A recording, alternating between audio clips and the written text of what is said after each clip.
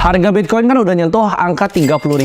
Nah ini banyak banget dari kalian ya yang nanya ke gue, kok itu belinya kapan sih? Apakah belinya sekarang nih? Belinya nanti ya tunggu turun dulu? Atau kapan sebenarnya belinya? Nah gue punya prinsip sebenarnya walk the talk ya. Jadi gue mau ngajarin kalian apa yang gue lakukan. Gue nggak suka cuma nyuruh kalian terus gue nggak praktekin langsung. Jadi kali ini sebenarnya gue pengen bikinin sebuah series yang spesial untuk kalian, yaitu namanya borong Bitcoin. Jadi ini bakal gue update setiap bulannya sampai nggak tahu kapan.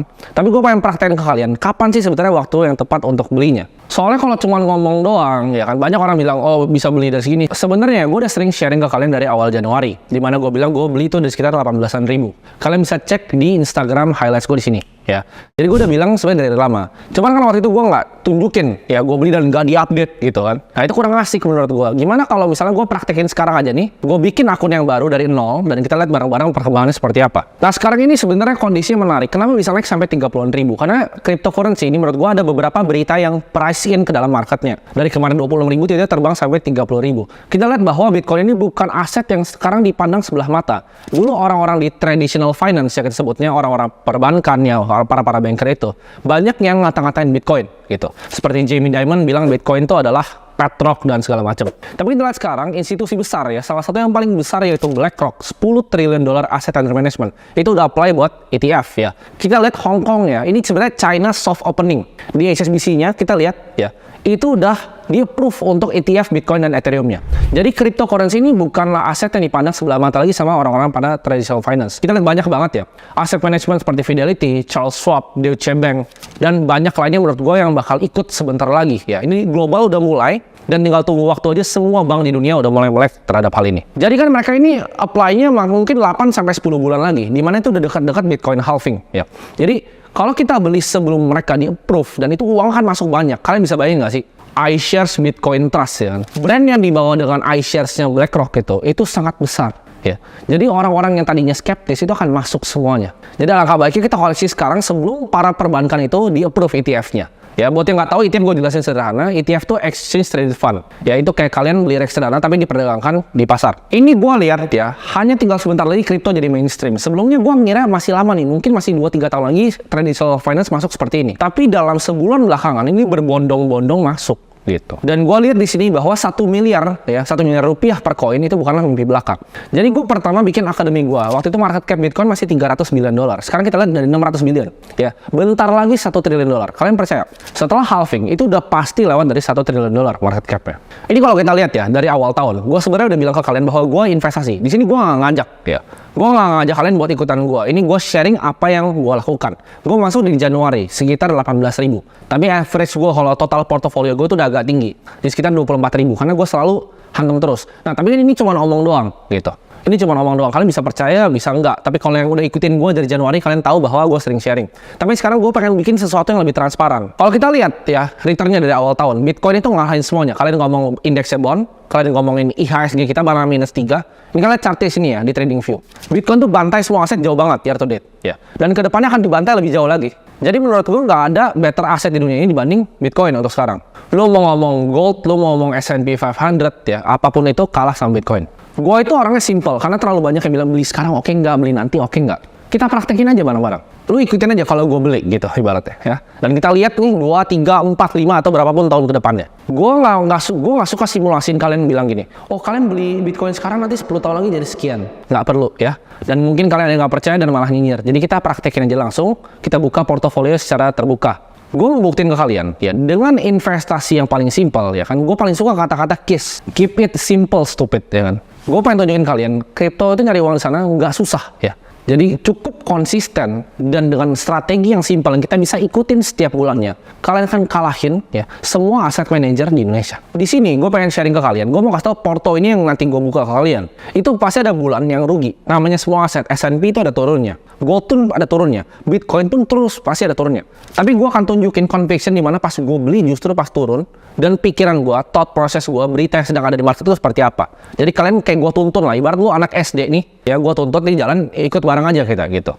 Lu nggak mau ikut nggak masalah, tapi di sini gue mau tunjukin ya. Jangan nanti seriesnya udah 2 tahun, lu lihat wah gila udah dapat berapa dia. Nah sekarang gue pengen bahas metode yang gue akan pakai untuk borong Bitcoin ini ya.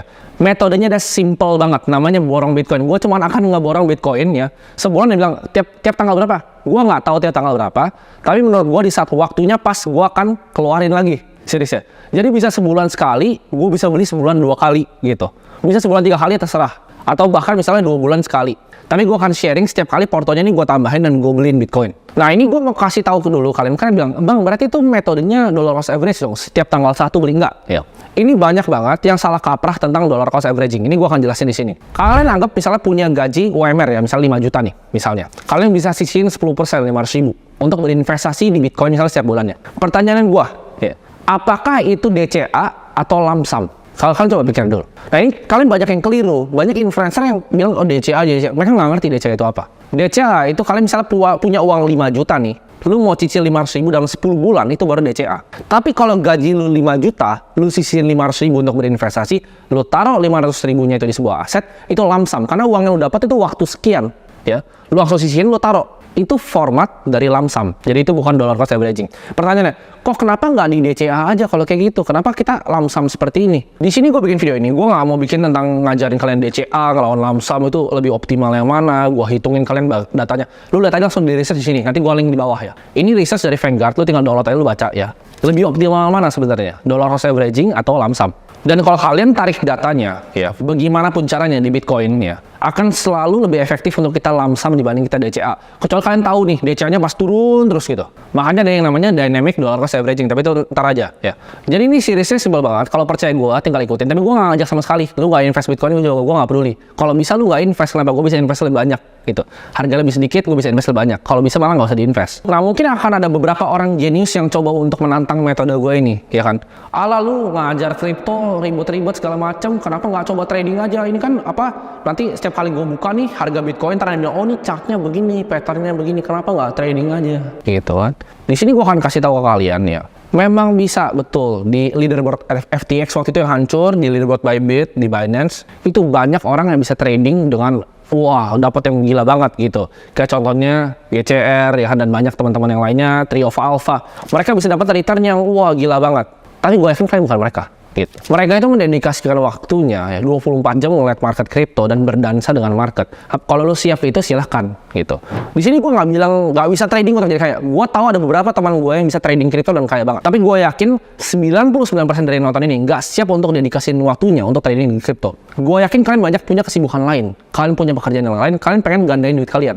Nah ini cara yang paling simpel yaitu lu fokus aja kerja, tabungnya di sini asetnya. Karena uang itu adalah energi. Ya, aturan pertama dari termodinamika, first law dari thermodynamics adalah energi nggak bisa dihancurkan, ya, energi hanya bisa dipindahkan. Jadi kalau kita lihat uang itu energi, kita fokusin energi kita di mana? Dan jawabannya gue ketemu di diri gue sendiri adalah gue fokusin energi gue di Bitcoin. Jadi ini gue mau kasih tau kalian statistiknya. Kalau kalian kehilangan, ya, hanya 13 hari terbaik Bitcoin, kalian hampir kehilangan semua returnnya. Lalu bisa nggak makro timing 13 hari itu?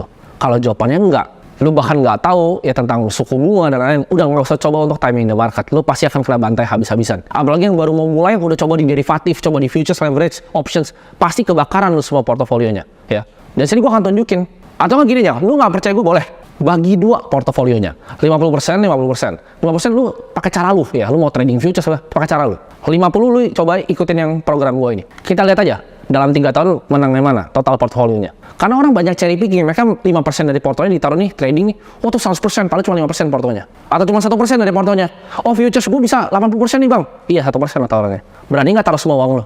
Kalau taruh semua uang lo di satu aset, naikin 20%, itu lebih besar dibanding cuma 1% naiknya wow gede-gede gitu kan. Jadi cari cara yang paling optimal untuk gandain uang. Terserah kalian caranya mau apa. Tapi di sini gue mau kasih yang paling gampang sebenarnya untuk diikutin sama orang-orang dalam masyarakat yang luas. Buat yang bisa trading, gue hormat ya, hats off to you. Oke, sekarang mungkin pertanyaan dari kalian, oke, kita beli Bitcoin ini pakai apa? Pakai exchange apa? Gue udah sering bilang ya di Instagram gue dan banyak tempat lain, gue itu nggak suka sama sekali di endorse. Jadi gue tuh biasa tolakin semuanya. Gue nggak pernah terima endorse dan gue nggak pernah mau dibayar apalagi untuk aset finansial. Kenapa? Ntar kayak FTX. Gue nggak tahu apa nih, misalnya kalau gue promoin FTX waktu itu gue mati. Gitu. Jadi gue nggak mau ngelakuin hal ini karena gue nggak tahu exchange yang gue akan sebut masih ada lagi atau enggak. Not your keys, not your coin. Belajar self custody. Exchange apapun yang gue pakai di sini, ya lu beli di sana, lu pindahin habis uangnya. Terserah. Kenapa gua taruhnya di exchange? Kenapa gua nggak buka di wallet gua? Karena repot. Ya, kalau untuk kebutuhan video ini repot banget gua untuk pindahin ke wallet dulu, gua buka lagi seed phrase-nya. Ya, jadi ini untuk kemudahan video ini akan gue tunjukin sebuah exchange. Dan gue disclaimer keras di sini. Gue nggak dibayar sama sekali dan gue nggak ngajak kalian untuk pakai exchange ini. Karena kalau misalnya amit-amit ini bangkrut atau yang lain yang gue pakai bangkrut, gue tinggal pindah-pindahin nanti. Jadi gue nggak mau disalahin kalau misalnya ada apapun yang terjadi sama exchange ini. Itu resiko kalian sendiri ya. Kalian pencet tombolnya, kalian pilih sendiri, terserah ya. Kalian pilih terserah, tapi ini gue pakai karena ada alasannya. Exchange yang gue akan pakai untuk kebutuhan borong Bitcoin ini adalah Indodax. Jadi gue akan buka portofolio secara terbuka di Indodax. Sebenarnya ada alasannya kenapa gue pakai portfolio ini. Nah, lu mau alasan yang keren atau alasan sebenarnya? Kalau alasan yang keren, ya lu bisa lihat di sini. Jadi ini akun bahkan ya, sebenarnya ini akun namanya nyokap gue. Jadi waktu itu gue karena gue nggak punya KTP, ya kan, perlu KYC. Jadi gue pakai ini gitu. Karena waktu itu gue gak punya KTP, gue main nyolong aja. Nyokap gue bahkan nggak tahu gue punya akun ini ya. Jadi kalau nyokap gue nonton ini, gue nyolong KTP lu ya. Jadi ini nostalgic akunnya, itu alasan kerennya. Tapi kalau alasan aslinya, exchange lain yang gue pakai itu banyak kan ada isinya dan ada portofolio gue di sana gitu. Jadi ini satu-satunya exchange yang kosong. Jadi gue pakai yang ini yang ada aja. Jadi kalian bebas mau pakai exchange apapun, tapi di sini gue mau saranin untuk bisa self custody kalian. Oke, sekarang kita kebanyakan ngomong tadi, kebanyakan bacotnya. Jadi kita akan langsung aja praktek di sini.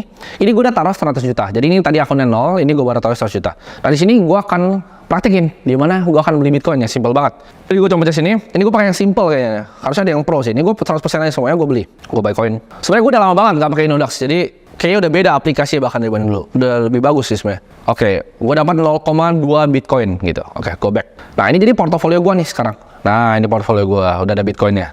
Nah, jadi portofolio ini, ya gue akan bikin terbuka untuk kalian. Portofolio ini gue akan buka mungkin di Twitter, di Instagram, ya di TikTok. Terserah, ntar kalian bisa ikutin portofolio ini. Hashtagnya itu adalah gue akan selalu pakai namanya borong Bitcoin. Karena gue akan tunjukin gimana caranya gue borong Bitcoin. Tapi gue nggak terpaku sama exchange ini. Ya, gue bebas, gue mau ngomong toko kripto, kayak gue mau ngomong yang lain bebas. Karena gue sama sekali nggak disponsor. Cuman ini akun exchange yang kebetulan kosong dan gue mau pakai untuk praktekin ke kalian. Video ini kita akan update, ya mungkin setiap bulannya, mungkin sebulan 2 kali, sebulan sekali, sampai nanti kira-kira Bitcoin itu akan halving. Ini gue kasih kalian, ya ini gabungan dari HSBC, BlackRock, Fidelity, yaitu exposure sekitar 25 triliun US dollar. Ya. Bitcoin itu market cap baru 600 million dollar. Kalian di sini perbandingannya. Bitcoin, equity, real estate, bonds, jauh banget.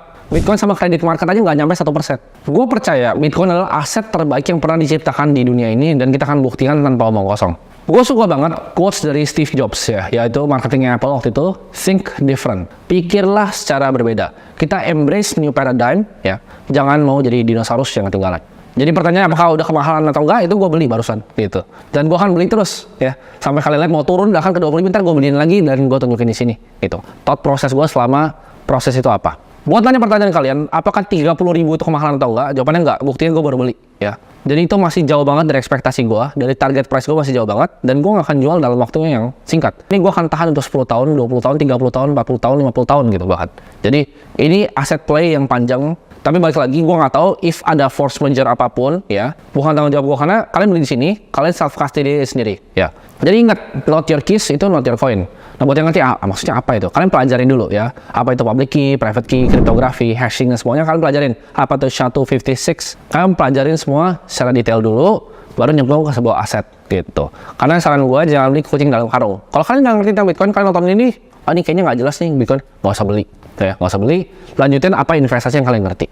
Jadi ya gitu dong, video simple dan kita akan update terus. Bye-bye.